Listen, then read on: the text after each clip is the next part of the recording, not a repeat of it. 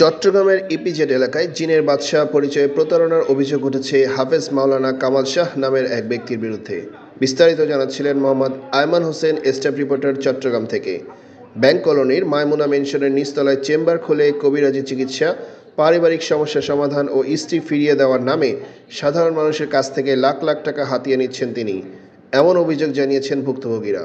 ছদ্মবেশে গিয়ে গণমাধ্যম কর্মীদের তিনি জানান, স্ত্রী ফেরত আনার জন্য 50,000 টাকা লাগে এবং আগাম দিতে হবে 25,000 টাকা।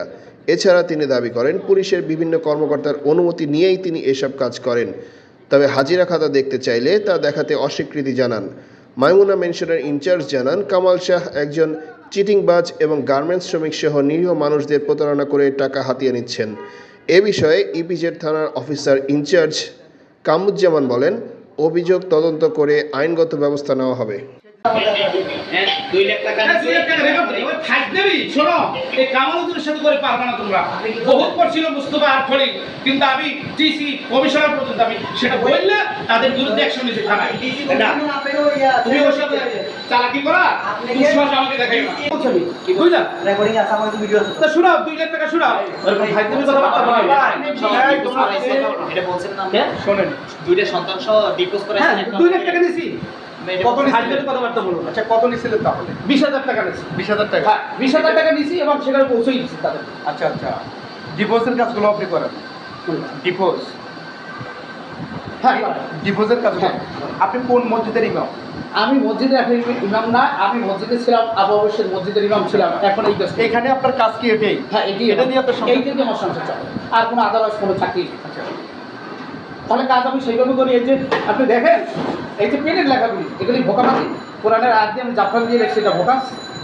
এইটা দিয়ে আমি একটা মানুষকে মনে করেন এখানে 12 খান পেরে রেখেছি, একটা ক্ষতির মানুষজন। এই ছেলেটা দেখেছি, আমি তাহলে বলছি ক্ষতি আছে।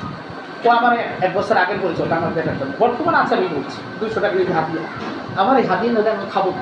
তার মানে আপনি বলতে চাচ্ছেন আপনি এটা দিয়ে আপনার জীবিকা অর্জন করেন? এই যে জীবিকা অর্জন করি, এই যে সংসার চালাই আমি ভাই, আর কোনো আমার কাছে কোনো প্রতারণা না। না, প্রতারণা হবে কি করে? আপনি হাজারবার দেখেন। আপনি কামাল ভাই, এখানে আমি 14টা বছর। কামাল ভাই, আপনি দেখেন না, আমি কথা বল, কাউকে ফোন দেন না।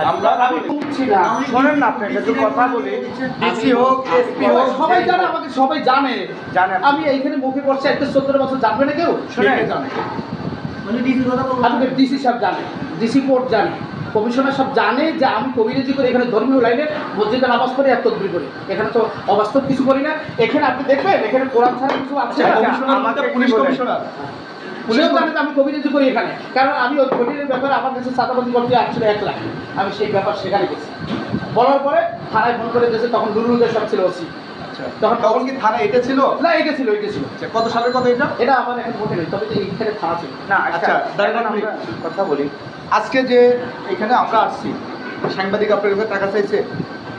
না না, কোনো হুমকি দিচ্ছে? না না না, তথ্য চাইছে। তথ্য আপনি দিচ্ছেন? তথ্য আপনি দিচ্ছেন? যেগুলি জুলুমভাবে দিছি।